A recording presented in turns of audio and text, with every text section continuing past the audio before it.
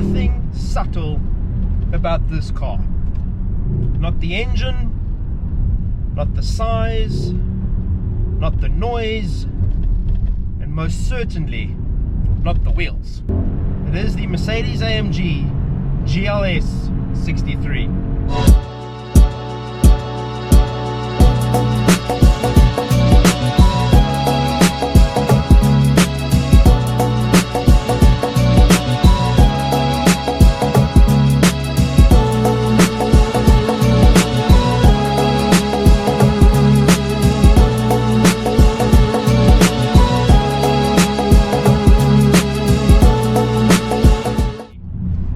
And it is as subtle as a shit on a birthday cake, and I love it. Now, I've been fortunate enough to have experienced the other GLS models in the lineup.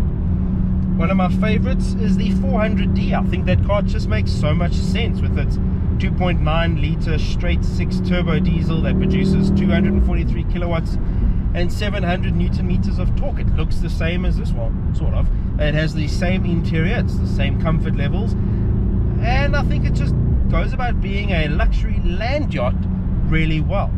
You then get the GLS 580, which features a detuned version of this 4 litre twin turbocharged unit that's in this one, but it's got a reasonable 360 kilowatts. Or you go all out and you get this, the 63.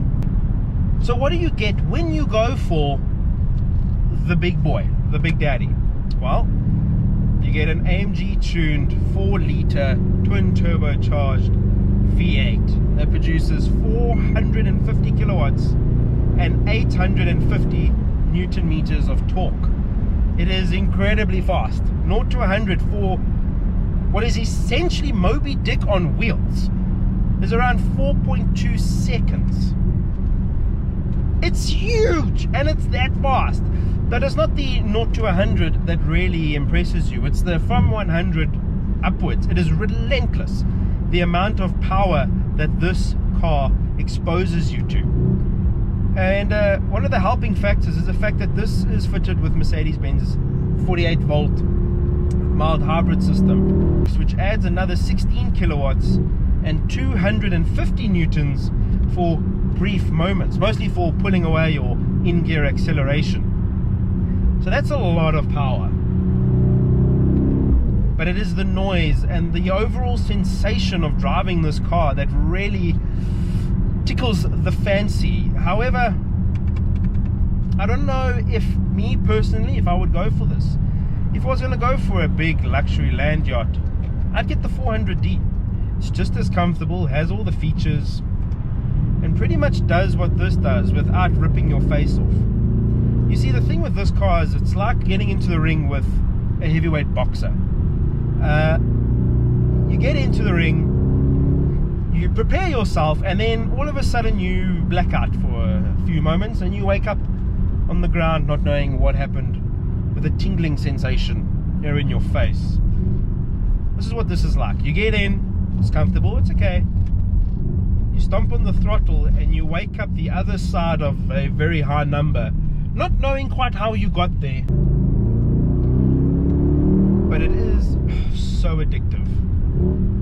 I mean, I don't know if it's coming through on camera, but this 9-speed auto gearbox is great. Okay, but let's tone it down a bit, okay? So I'm not going to put it into comfort mode, because interestingly, even in Sport Plus mode, the car is relatively easy to drive, and it doesn't feel like it's on edge the whole time, whereas there are others out there that the moment you're in Sport Plus, it feels a bit as if the car is just chomping at the bit, ready to go. So I'll give you a brief example. Sport Plus mode, pulling away, calm, civilized. Got the exhaust on, slight little burble, no drama. But,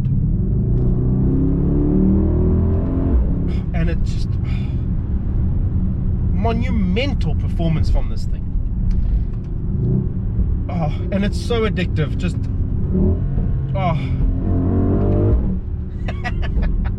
Okay, so what else do you get? Right, Interior is really nice. As I've mentioned in many of my other Mercedes-Benz videos, I love the screens. I love the customizing options you have for your digital instrument cluster. Everything is so nice and clear. I think the steering wheel is great. I like the space down here, and everything is just nice to touch, and it looks very good. The only problem is you can get this on the 400D, and I'm sorry, but as great as what this thing is, with these 23-inch monoblock chrome wheels, which I love, it's just such a talking point and a debate with everybody that sees it. Some hate it, some love it. But as far as a performance car of this size goes, I don't quite get it. I mean, it's really big, and no matter what you do, no matter what engine you put in this thing, or what kind of AMG tuned air suspension you add, you are not going to hide the fact that it is Moby Dick on wheels. So as a straight line cruiser, fantastic.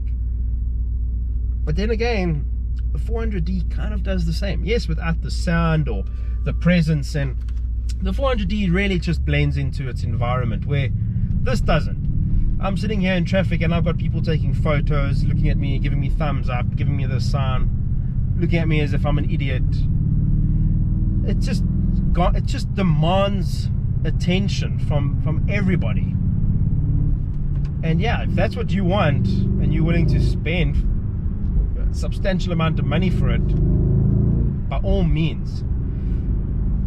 It's been a fantastic time with this car. I've really enjoyed driving it, and the sensation that it gives and the experience that it gives, it really boggles the mind at how something this big can move that fast.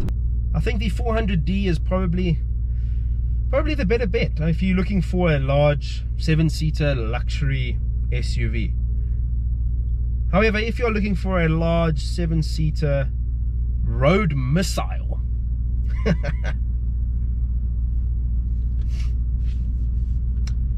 the Mercedes-AMG. How may I help you? I don't know, just carry on doing what you're doing, because what you are doing is really, really good. For example, just carrying on going and changing gears and making a noise, and that is extremely, extremely fast. Oh my word, and I absolutely love you. Also, another thing is it's so easy to park thanks to rear steering. One movement and I'm in, perfectly in the parking space. Anyways, yeah, so it's what it is, what it is.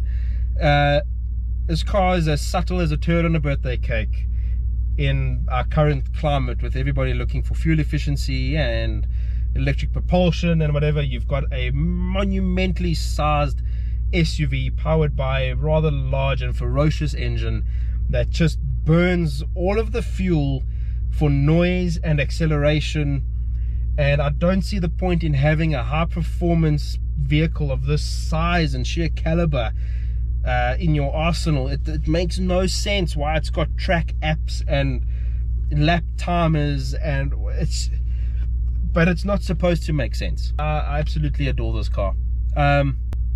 Yeah, there's so much of this car. I mean, it's a Mercedes, so it's got all the safety features, or semi-autonomous driving. It's got screens at the back, big panoramic sunroof, massaging heated, air-conditioned seats, automatic everything. It's just, you name it, it's got it.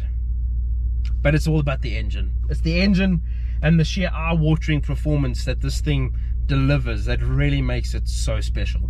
And guys, thank you for coming along on this drive with me. I know I ranted on about things, but you know, it's cars like this that really make it special for guys like us. Like I said, in a world moving towards electrification and smaller engines, and many manufacturers are distancing themselves from the internal combustion engine, it's great to see a vehicle that makes absolutely zero sense, only to just supply thrills and a smile. And that's what this does. Guys, thank you so much for watching, and I'll see you soon. Cheers.